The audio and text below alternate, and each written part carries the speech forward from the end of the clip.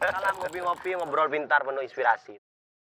Jadi kemarin pas saya habis buat tentang milenial yang 10 jutaan itu pengangguran, banyak sekali teman-teman saya itu yang kayak nge-WA gitu kan, kayak relate gitu. Ternyata teman-teman saya baru menyadari sekarang itu banyak loh orang-orang itu yang lagi ngalami persoalan keuangan ya. Baik dari dua hal kalau persoalan keuangan biasanya dari pendapatannya yang rendah atau bahkan dari pengeluarannya yang sudah terlanjur konsumtif gitu kan, yang tidak terkontrol. Nah, di sini akhirnya saya dengan teman-teman ngopi-ngopi mendiskusikan gitu loh.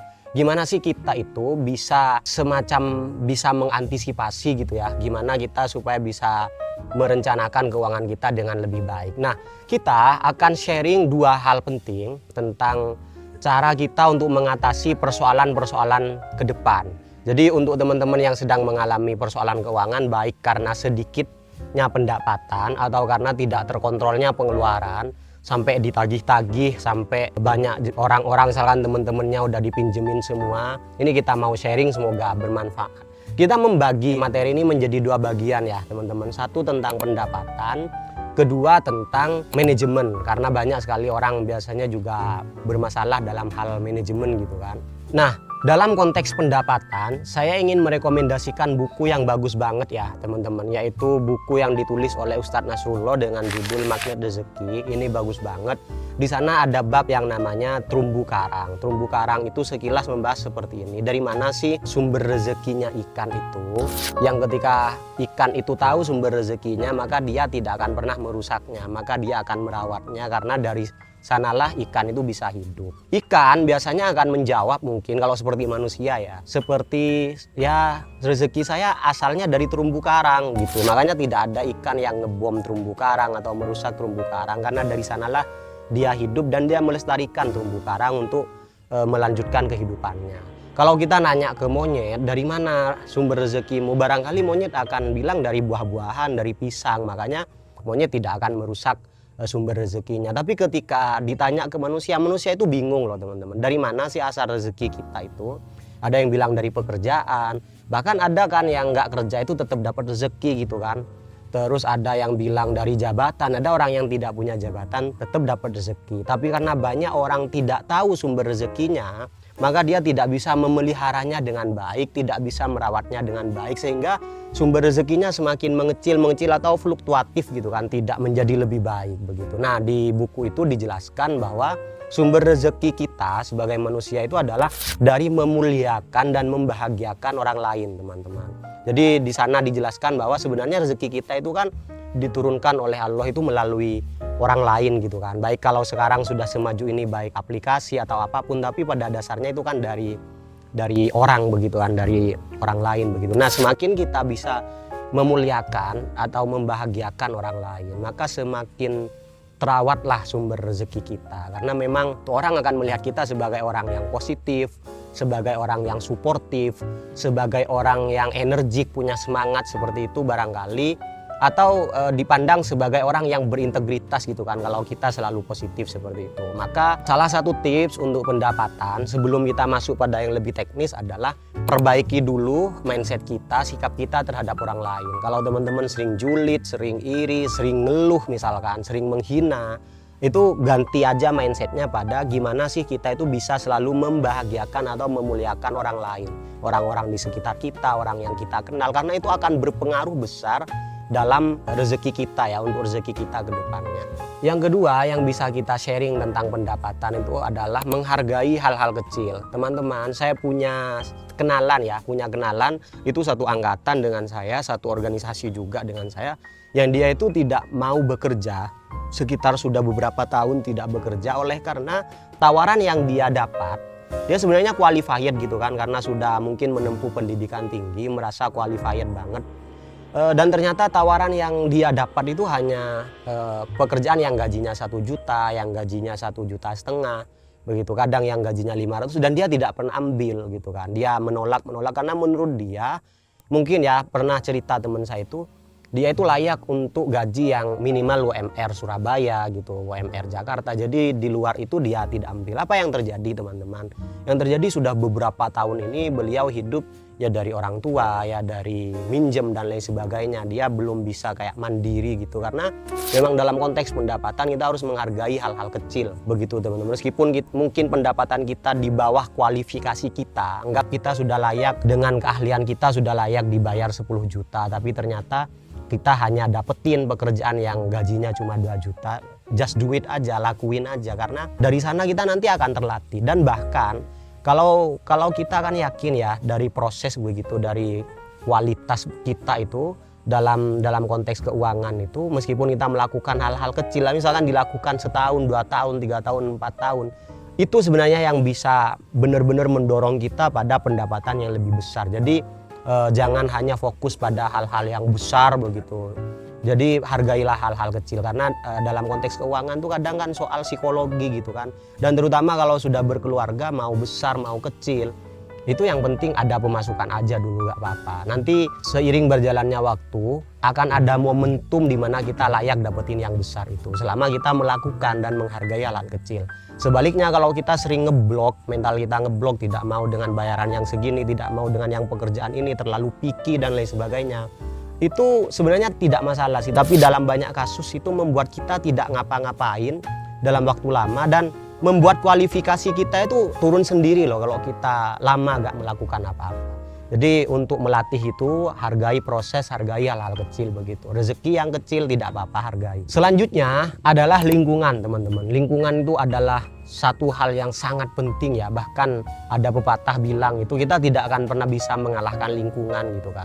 Jadi lingkungan itu sangat membentuk kita. Kalau dirasa di lingkungan teman-teman benar-benar tidak bisa produktif, misalkan sudah 2 tahun, sudah 4 tahun teman-teman berupaya di sana, bahkan ngaruh ke teman-teman untuk jadi males buat tidak ngapa-ngapain, maka pindah aja, pindah lingkungan gitu kan. Lingkungan itu ya dalam artian di mana teman-teman hidup atau di mana teman-teman bekerja gitu. Jadi kita itu diberikan kemampuan untuk memilih lingkungan kita yang tepat tanpa harus menghina lingkungan kita itu ya kita introspeksi aja, kayaknya kalau di sini terus saya gak bakalan bisa maju deh. Misalkan kayak gitu. Meskipun sekarang sudah serba online, ternyata lingkungan sekitar tuh juga berpengaruh banget dalam hal membuat produktivitas kita, semangat kita, dan bahkan pendapatan kita. Jadi coba deh setelah karakteristik kita kebentuk, kerja keras kita kebentuk, dan ternyata lingkungan tidak mensupport, pindah aja. Yang terakhir sebenarnya ini adalah yang paling penting ya dari konteks pendapatan ya, tentang problematika keuangan, yaitu tentang jualan. Teman-teman, saya pernah mendengar ya sebuah cerita tentang sahabat Nabi yang terkenal paling kaya raya, terus paling banyak sedekah, yaitu Abdurrahman bin Auf. Abdurrahman bin Auf ini ketika ke suatu tempat, misalkan di Madinah dulu sama kaum Ansor, mau dibantu gitu kan soal rezeki, soal tempat tinggal. Sedangkan Abdurrahman bin Auf sudah meninggalkan rezekinya untuk biaya perang dan lain sebagainya. Dan Abdurrahman bin Auf tidak mau ditolong dengan langsung uang seperti itu. Abdurrahman bin Auf malah lebih memilih tunjukkan saya pasar begitu kan. Dan ketika di pasar itu Abdurrahman bin Auf membantu menjualkan orang-orang yang berjualan di sana. Teman-teman bisa baca ini lebih detail ya tentang kisahnya Abdurrahman bin Auf. Nah, di sini kita mendapat pelajaran bahwa untuk menjadi seorang yang kaya raya seperti sahabat Nabi pun itu adalah jualan loh. Banyak sekarang teman-teman yang masih muda mungkin karena menganggap jualan ini kurang keren, kurang tren, terus image-nya yang sering di apa-apa jualan. Udah itu gak penting. Karena jualan itu masih menjadi cara terbaik untuk kita bisa dapetin uang atau bahkan kemakmuran di masa depan. Memang dalam konteks jualan itu kalau kata Panji itu kita akan sering mengalami penolakan, kritik mungkin oleh karena produk kita kurang bagus, dianggap terlalu mahal dan lain sebagainya, dianggap receh gitu. Tapi tidak masalah, yang penting kita memulai jualan. Dan jualan ini bisa dimulai dari kapan saja, mau teman-teman masih kuliah, sudah kerja atau sudah berkeluarga dan lain sebagainya, dan tidak ada konteks terlalu dini atau terlalu tua untuk jualan, just do it aja. Jualan itu sangat penting, tidak perlu gengsi. Kalian mau jualan pop es, mau jualan buah, mau jualan roti, es, baju dan lain sebagainya, mau jualan yang real, mau jualan yang pakai online, udah yang penting lakukan. Itu hanya tentang variasi atau pilihan teman-teman aja yang nyamannya gimana. Jadi tidak perlu gengsi jualan, belajar jualan. Dan apalagi sekarang sudah canggih kan, ada affiliate, ada reseller, ada apa dan lain sebagainya. Tanpa itu semua pun kali kita harus melatih diri kita untuk jualan loh, jualan gitu. Karena emang banyak sekali buku yang membahas gitu kan. Banyak sekali orang yang sudah sukses itu dimulai dari kebiasaan jualan loh. Kebiasaan jualan karena yaitu ujung tombak daripada pendapatan kita itu atau bahkan perusahaan apapun itu adalah jualan loh, dalam hal apapun. Nah selanjutnya yang akan kita bahas adalah manajemen. Teman-teman ada ini ya, percaya atau tidak percaya, ada teman saya yang sudah 4 tahun itu kerja di perusahaan yang sudah mateng sebenarnya. Itu gajinya sekitar 5 atau 6 juta tiap bulan. Dan waktu saya tanya kemarin sekitar sebulanan yang lalu, dia itu belum punya tabungan 10 juta loh. Belum punya tabungan 10 juta, bayangkan 6 juta per bulan, sudah 4 tahun dan dia tidak punya tabungan 10 juta. Kadang kita itu meremehkan ya, seakan-akan ya masalah itu hanya tentang pendapatan yang kecil, pendapatan yang tidak menentu. Sebenarnya masalah itu tidak hanya itu saja teman-teman. Masalah itu adalah juga tentang pengeluaran yang tidak terkontrol, manajemen uang yang tidak terkontrol. Malah banyak orang yang depresi bukan karena tidak ada pendapatan, tapi karena dia punya pendapatan tapi pengeluarannya terlalu tinggi, tidak terkontrol sehingga dia banyak minjem, banyak kredit dan lain sebagainya. Ketika ada masalah sedikit langsung ada debt collector dan lain sebagainya. Ini bahkan banyak artis-artis yang mengalami ini ya, tanpa saya harus sebutkan nama, sampai yang jual rumah dan lain sebagainya. Itu bukan karena tidak ada pendapatan teman-teman, tapi pas dia ada pendapatan, dia benar-benar tidak memanage uangnya dengan baik begitu kan. Sehingga perkara manajemen ini, bahkan saya baca tentang buku-buku tentang keuangan, rata-rata itu bukan soal tentang gimana cara hanya pendapatan saja ya, tapi gimana benar-benar bisa mengatur keuangan. Kalau kata Robert Kiyosaki itu sebenarnya kita bisa kaya loh kalau kita punya keahlian keuangan gitu. Sehingga ini adalah tentang manajemen ya. Salah satu hal yang bisa kita sharing, hal sederhana adalah komitmen pada target gitu kan. Kalau seperti contoh kasus teman saya tadi yang 4 tahun kerja di perusahaan yang sudah bagus, gajinya lumayan, itu belum punya 10 juta, maka cara pertama untuk kita bisa manajemen keuangan itu adalah tetapkan target aja. Teman-teman misalkan targetnya harus punya 10 juta pertama bersih, sudah selesai hutang, sudah selesai kebutuhan dan lain sebagainya. Gimana caranya? Mungkin teman-teman komit tiap bulan harus nabung 1 juta. Kan tidak terlalu banyak kalau dengan gaji 4 juta kita nabung 1 juta tiap bulan bersih, tidak bisa diambil gitu. Itu kan ada tabungan yang kita hanya bisa ambil 1 tahun kemudian gitu kan. Itu 1 juta secara istiqomah sampai target untuk dapetin tabungan 10 juta bersih itu tercapai. Itu kita harus berani untuk ngambil konsekuensi, tidak makan makanan enak dulu atau tidak belanja yang hura-hura dulu demi untuk mencapai target. Setelah mencapai target, mungkin selanjutnya gimana kita mengelola uang yang sudah kita miliki itu. Dalam konteks tadi yang 10 juta bersih ya. Jadi ketika sudah target, udah selanjutnya kita target apa lagi. Jadi berkomitmen pada keuangan itu juga menjadi penting teman-teman. Karena kita harus konsekuensi ya, harus punya pengeluaran dalam 1 bulan untuk gimana caranya lebih kecil daripada pendapatan kita. Selanjutnya tentang manajemen keuangan yang banyak orang mungkin remehkan ya adalah plotting teman-teman. Plotting ya, saya punya kenalan sahabat saya itu yang bagus banget dalam plotting. Jadi ketika plottingnya habis, dia bener-bener kayak lagi gak ada uang gitu. Jadi misalkan plotting untuk kebutuhan bulanan itu misalkan 2 juta misalkan. Terus plotting untuk kebutuhan pengembangan ini misalkan 1 juta. Dan ketika plotting di satu sisi ini sudah kepake, bener-bener dia itu kayak sulit banget untuk bisa ngambil plotting. Ini banyak orang bilang ini profesional ya, manajemen profesional, karena banyak sekali orang-orang yang masih memakai uang yang harusnya dipakai untuk usaha, yang harusnya dipakai untuk pengembangan ini, dimasukkan semua pada kebutuhan, seakan-akan ada kebutuhan yang mendesak harus memakai ini, memakai ini. Nah, kemampuan disiplin tentang plotting keuangan itu sangat penting. Jadi kalau anggaran teman-teman untuk kebutuhan bulanan itu 1 juta, misalkan yang masih single ya atau 2 juta, ya udah pakai aja 2 juta itu. Meskipun kita lagi punya uang 10 juta nih, udah pakai 2 juta aja dulu.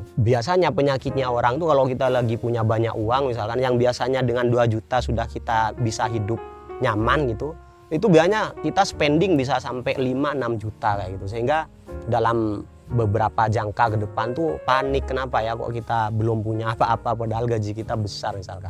Yang selanjutnya yang mau kita sharing yang terakhir itu adalah sedekah.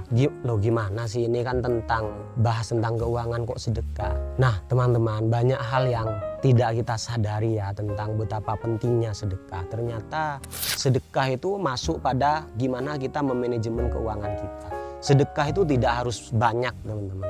Tidak harus banyak, bisa 1% dari pendapatan kita tiap bulan, bisa 5%, terserah kita ngatur saja. Tapi membiasakan bersedekah itu, saya banyak sekali nonton seminar-seminar, baca buku tentang keuangan. Bahkan Robert Kiyosaki yang itu soal keuangan tuh ketat banget kayaknya. Ternyata memang di akhir-akhir bukunya tetap merekomendasikan untuk memberi ya kalau bahasanya Robert Kiyosaki. Karena apa? Memang pribadi yang suka bersedekah, suka memberi, punya karakter memberi itu lebih dilapangkan rezekinya gitu ya. Karena secara psikologi itu dia kan orang yang seneng sedekah itu pasti seneng nolong orang gitu kan, membantu orang atau memberi gitu, sehingga yang dimaksud rezeki akan kembali dalam jangka yang lebih besar, dalam kondisi yang lebih besar itu sangat sepakat. Karena orang seneng memberi itu menjadi pribadi yang suportif dan gampang sekali mendapat support atau dukungan atau pembelaan dari teman-temannya dalam kondisi dia lagi ada masalah, dia lagi butuh apa-apa. Itu biasanya banyak orang-orang yang terbuka untuk orang yang senang bersedekah. Kalau kita pelit, biasanya uang itu bukan, jadi semakin kita erat menggenggam, dalam artian pelit itu, uang itu sebenarnya akan semakin sempit, rezeki itu akan menjadi sempit untuk datang ke kita. Tapi kalau kita rajin bersedekah, dalam artian ya tetap harus terkontrol ya sedekahnya, tetap harus pakai logika lah menurut saya, tetap harus ada ukuran.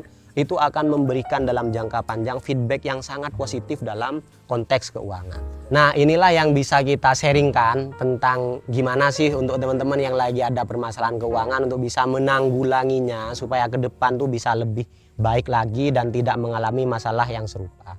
Oke, thank you teman-teman.